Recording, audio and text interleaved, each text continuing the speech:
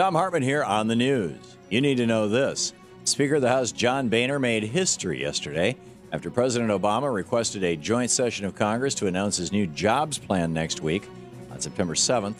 Boehner rejected the request and instead suggested Americans should choose between watching the president or the opening day of the football season. According to the Senate historian, never in the history of this nation has Congress ever rejected a presidential request for a joint session of Congress. Never. And by the way, never in the history of our nation has a president ever had to produce his birth certificate either. Never in history has a president been called a liar by a sitting Supreme Court justice during a State of the Union address or been heckled as a liar by a Southern congressman.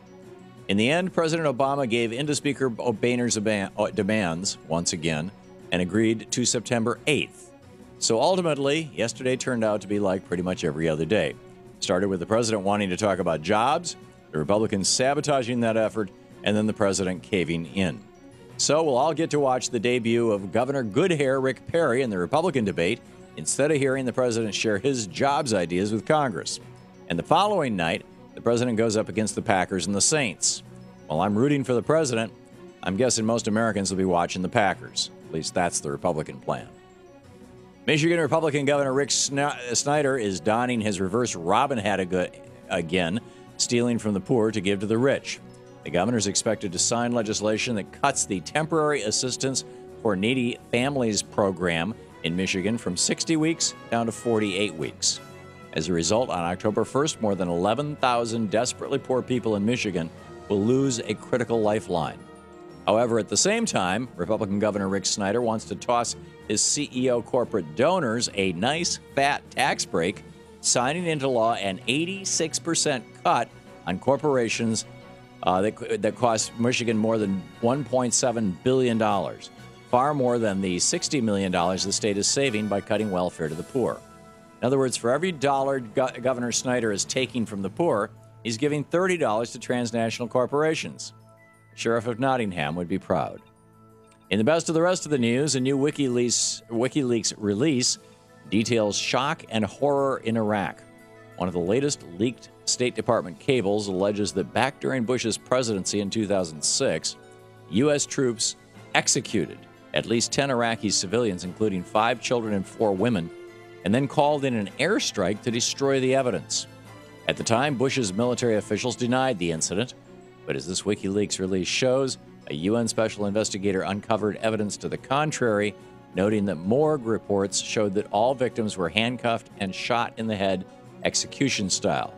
The investigator, Philip Alston, writes in the cable, U.S. troops entered the house, handcuffed all residents, and executed all of them. After the initial intervention, a U.S. air raid ensued, which destroyed the house. Once again, it takes WikiLeaks to tell the American people the secret horrors of war. So much for Republican presidential candidate John Huntsman being the moderate. The former governor of Utah unveiled his job creation plan yesterday, and it turns out he's just another shill for millionaires, billionaires, and transnational corporations. Huntsman's plan would lower the top income tax rate on the wealthiest Americans from 35% down to 23%, lower than it was during the Coolidge and Hoover administrations in the 20s that led to the Great Depression. He's also proposing eliminating the capital gains tax altogether, ensuring that billionaires like Warren Buffett and the Walton family pay pretty much nothing in taxes. And how will Huntsman pay for these gigantic tax cuts for the uber-rich? By taxing the middle class and by taxing seniors collecting Social Security. Huntsman also pushed for more pollution, more drilling for oil, and more free trade. Republicans may occasionally sound moderate, but the reality is when the super-rich say jump, the Republicans' only question is how high. Rick Perry is a big government socialist, while Governor Goodhair is on the campaign trail touting his impressive record of job creation.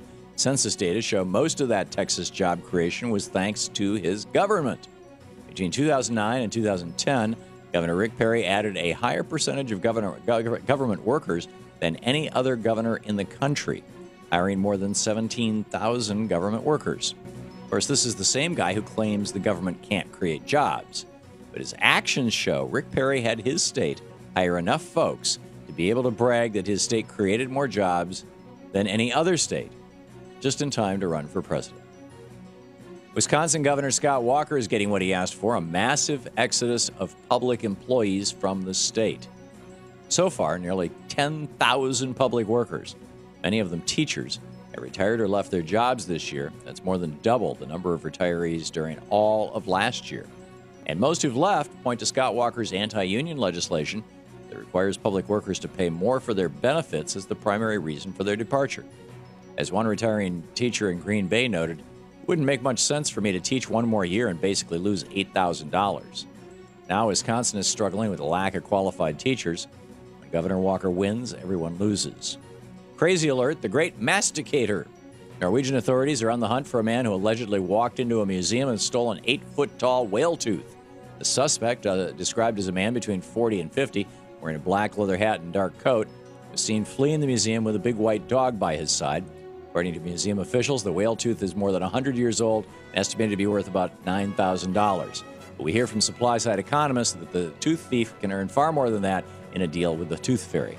And that's the way it is today, Thursday, September 1st, 2011. I'm Thom Hartmann on the news.